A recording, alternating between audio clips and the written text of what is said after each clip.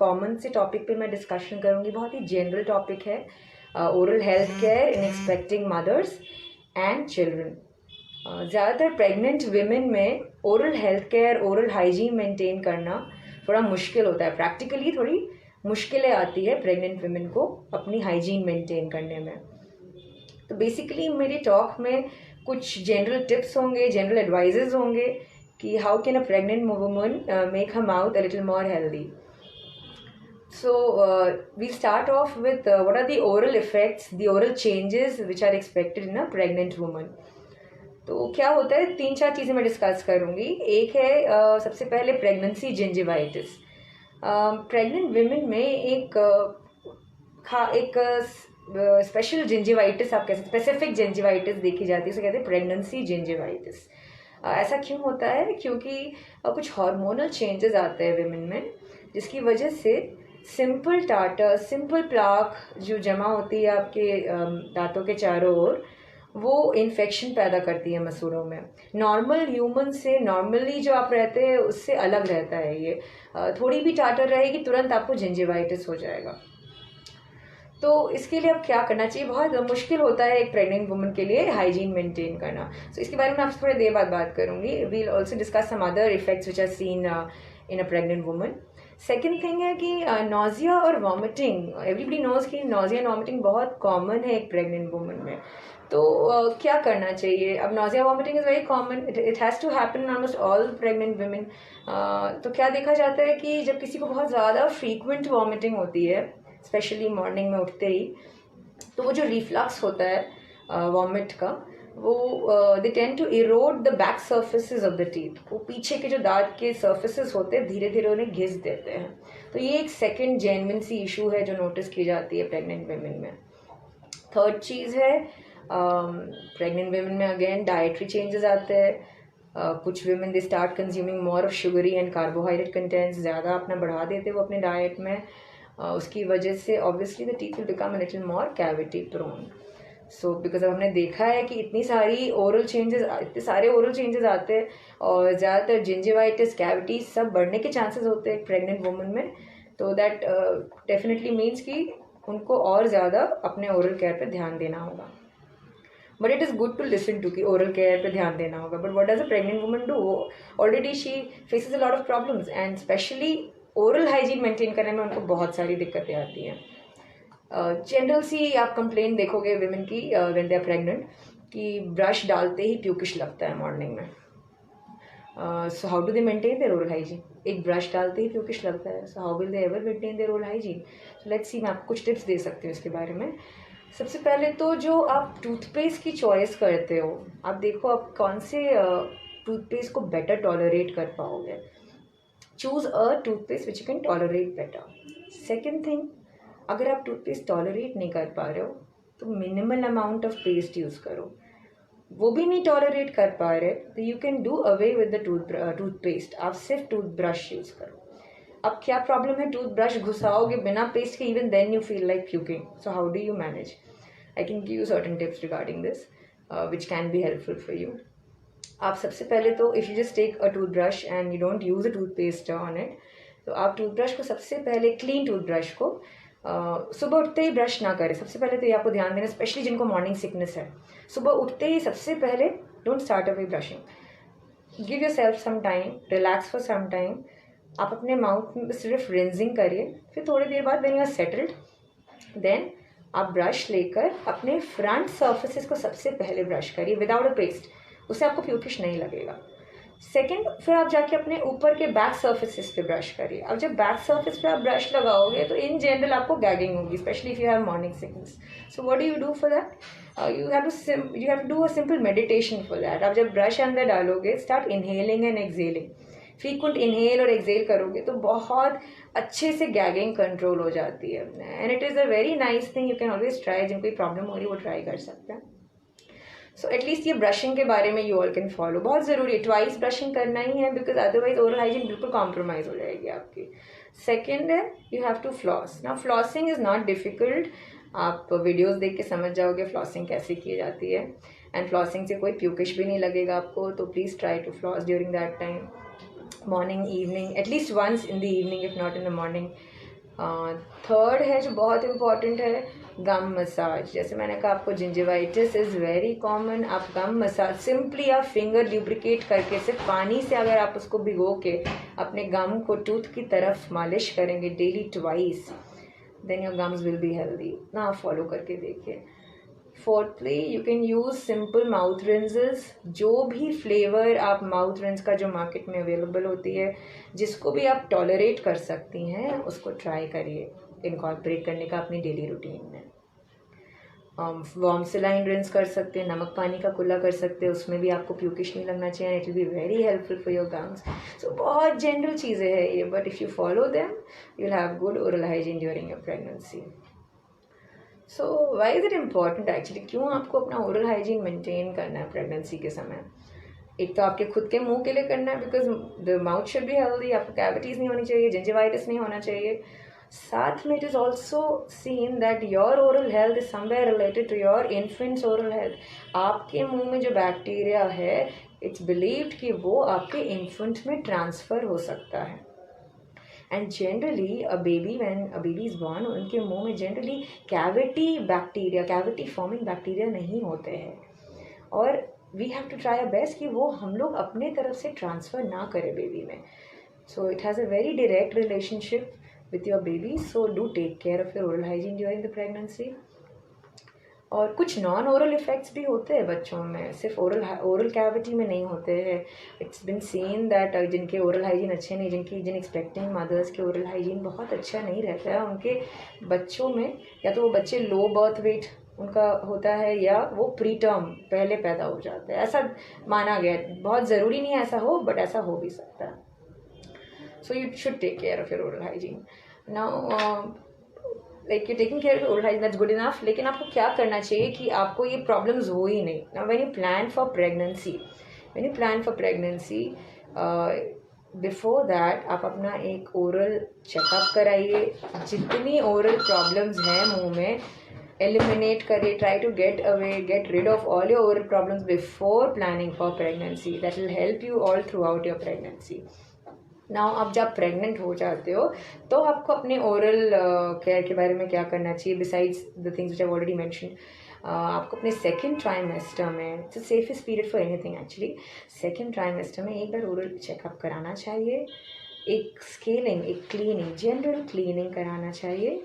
और कुछ भी अगर ऐसा टूथ है, कोई पेनफुल टूथ है आपका जो आपको प्रॉब्लम दे रहा है, उसको आपको सेकेंड ट्राइमेस्टर में ही ट्रीट कराना चाहिए।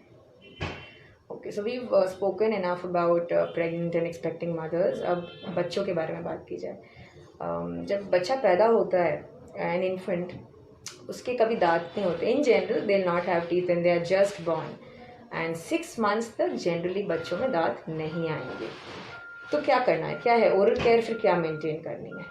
It is important by because आपका जो बच्चे का मुंह है, जो गम्स है, वो पूरी ओरल कैविटी है ना, उसकी जो इन्वायरमेंट है वो बिल्कुल अच्छी होनी चाहिए, बिल्कुल बैक्टीरिया फ्री होना चाहिए, कैविटी बैक्टीरिया फ्री होनी चाहिए, सो दैट जो दांत आने वाले हैं आगे जाके वो एक अच्छे इन्वायरमेंट में आए। तो कैसे क्या किया जाए, पर कुछ खास नहीं करना होता है। एक बहुत ही अच्छे से, सिंपल से, साफ से क्लॉथ से मॉर्निंग और नाइट में सिर्फ जेंटली आपको गम्स को वाइप करना है, चीख को वाइप करना है और टंग को वाइप करना है। और इसे इनकॉर्पोरेट करना चाहिए शेड्यूल में। जैसे एक बच्चे को आप स्पंज कराते हो, उसका तेल मालिश करते हो, उसी तरह ये एक मालिश हुआ, मसूड़े का मालिश हुआ, तो इसका भी ध्यान दिया जाए। हर बार फीड करने के बाद कोशिश की जाए कि आप उसके क्लॉथ से एक बार गम्स को वाइप कर सके। अगर हर फीड के बाद पॉसिबल नहीं लगता है तो एटलीस्ट मॉर्निंग एंड नाइट, जैसे ब्रशिंग होती है वैसे मॉर्निंग नाइट में गम्स को मसाज किया जाए।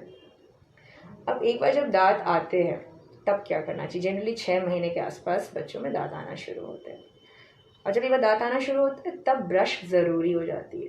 बट सुन के थोड़ा सा अजीब लगेगा कि 6 महीने के बच्चे में आप कैसे ब्रश कराओगे? हाँ, you can not make them brush. So क्या करना है आपको, दांत जब आना शुरू हो रहे तो एक प्रैक्टिस से शुरू करनी है आपको खुद से एज अ पेरेंट। एक सिंपल सी ब्रश लेके, बेबी ब्रश लेके, छोटी सी ब्रश लेके बच्चों की टीथ में जेंटल मसाज करना, पेस्ट नहीं लगाना है उस समय।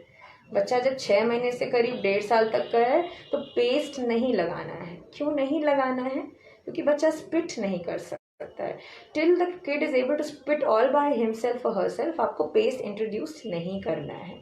क्योंकि पेस्ट में फ्लोराइड्स होते हैं और फ्लोराइड्स बच्चे को इंजेस्ट नहीं करना होता है। Fluorides are good for teeth, लेकिन जब तक बच्चा थूक ना सके, स्पिट ना कर सके, तब तक पेस्ट लगा के उन्हें नहीं देना है। इस बीच में एक और चीज़ का ध्यान देना, कई बच्चे बॉटल फीड बहुत लेते हैं। कई बच्चों में ये आदत होती है कि बॉटल के साथ पेरेंट्स उन्हें सुला देते हैं, का कन्वीनियंट होता है तो, और मिल्क फॉर्मूला या कुछ भी डाल के वो सुला देते हैं। ऐसा कोशिश करिए कि ऐसा ना करें, ये बहुत हार्मफुल है बच्चों के डेवलपिंग टीथ के लिए।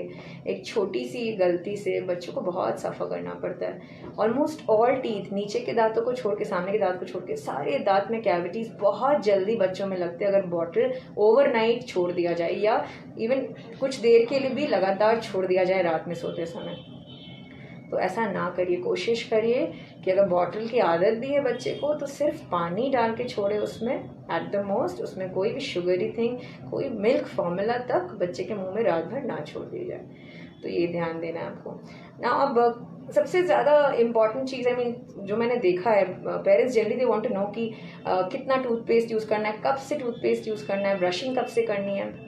जैसे मैंने आपको बताया, जब तक वो स्पिट ना कर सके तब तक पेस्ट नहीं आपको लेना है। जब आप देखें कि चलो वो स्पिट कर पा रहे हैं ना, तो child is able to at least remove the saliva from the mouth, तब आप उसको पेस्ट इंट्रोड्यूस करिए। और पेस्ट का साइज, बहुत सारा पेस्ट लेने से कोई फ़ायदा नहीं होना है। You just have to take एक, जैसे चावल के दाने जितना, बहुत ही छोटा सा आपको साइज, छोटी साइज पेस्ट की लेनी है for the introduction of the paste, और फिर उससे शुरुआत करानी है। जैसे जैसे बच्चा थोड़ा बड़ा होता है, बियॉन्ड 2 years ऑफ एज, थोड़ा और अपने आप से स्पिट कर सकता है, थोड़ा सा और मैन्यूवरिंग कर सकता है ब्रश का, तब आप अपने साइज ऑफ पेस्ट को थोड़ा बढ़ा सकते हैं, बहुत कम, ऐसा नहीं कि बहुत ज़्यादा देना है। एक मटर के दाने जितना, एक राइस दाने से मटर के दाने जितना, बस इतना सा आपको ट्रांजिशन करनी है। अब ये एक बहुत इंटरेस्टिंग फेज़ है बच्चों के लिए, बहुत इंपॉर्टेंट फेज़ है पेरेंट्स के लिए भी।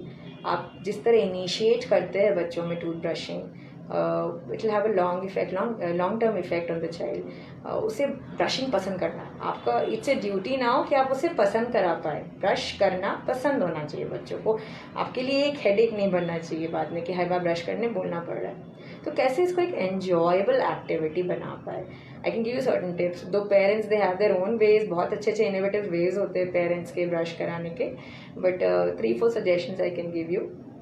लाइक सबसे पहले तो आपको खुद हैबिट बनानी है मॉर्निंग एंड नाइट में ब्रश करना।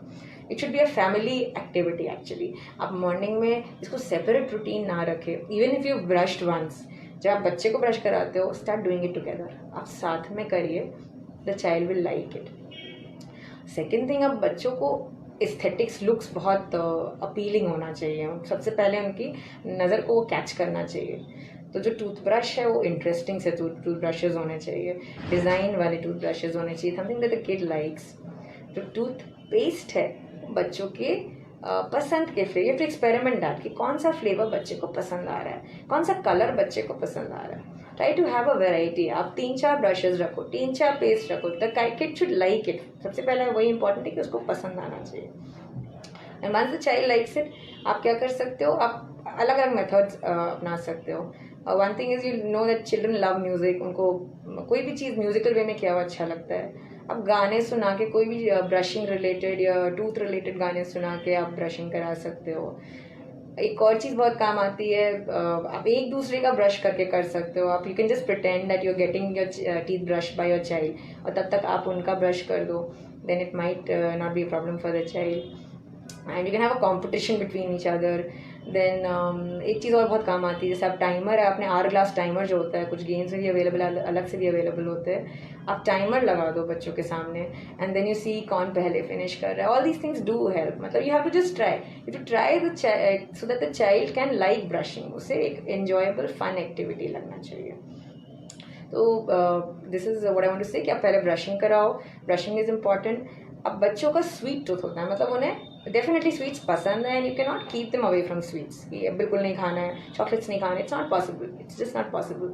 तो क्या करोगे आप, see it's a very big fact कि कैंडीज एंड ऑल ज़्यादा स्टिकी होते हैं। थोड़ा सा आपको जो वैरायटी है, जो आपके चॉइसेस है, उसमें आपको चॉइस करना होगा कि आप कैसी स्वीट्स बच्चों को इंट्रोड्यूस करना चाहते हैं। Generally milk chocolates are preferable to candies. Teeth concern है जब तक, milk chocolates are preferable. Candies are very sticky. तो बेटर होगा अगर बच्चे का कुछ थोड़ा बहुत देना ही है, एज अ रिवॉर्ड दे, लिमिट करिए नंबर, और जो चॉइस है चॉकलेट्स एंड स्वीट्स का उसको भी आप डेफिनेट रखिए कि यही वाली दे सकते हो आप। और बिकॉज स्वीट्स जनरली दांतों के बीच में ज़्यादा जगह बनाते हैं, तो फ्लॉसिंग भी बच्चों को करानी होगी ना। फ्लॉसिंग इज समथिंग जो इंडिया में उतना प्रेवलेंट नहीं है, even adult don't do it. Most आप सर्वे करोगे तो पता चलेगा कि शायद बहुत 1% 2% people probably they floss there teeth. लेकिन आपको कोशिश करनी है कि पहले तो आप खुद सीखें कि फ्लॉस कैसे करते हैं, फ्लॉसिंग कैसे की जाती है, और फिर बच्चों का भी आप खुद से फ्लॉस करिए। खुद करना होगा। बच्चे अराउंड 5-6 ईयर्स तक के हो जाएंगे, तब तक उन्हें डिफिकल्ट लगेगा, वो खुद नहीं कर पाएंगे। तो you to keep monitoring their brushing, flossing daily. So this is how you can take care of your children's teeth. और भी बहुत सारी चीज़ें होती है, बट अभी मेरा डिस्कशन बेसिकली ओरल हाइजीन पर है, कि ओरल हाइजीन में आपको किन बातों का ध्यान देना चाहिए। देखिए, मिल्क टीथ जो है, आपको मिल्क टीथ का उतना ही ध्यान देना है जितना एक अडल्ट टीथ का दिया जाता है, because they have the same function, कोई डिफरेंस नहीं है। 11-12 साल तक वो दांत मुंह में रहेंगे और वही फंक्शंस करेंगे जो आपके खुद के अडल्ट टीथ, परमानेंट टीथ करते हैं। च्यूइंग, स्पीकिंग, एस्थेटिक्स सब इम्पॉर्टेंट है। Even for milk teeth you have to take care of milk teeth, because ये सारे फंक्शंस इवन मिल्क टीथ करते हैं।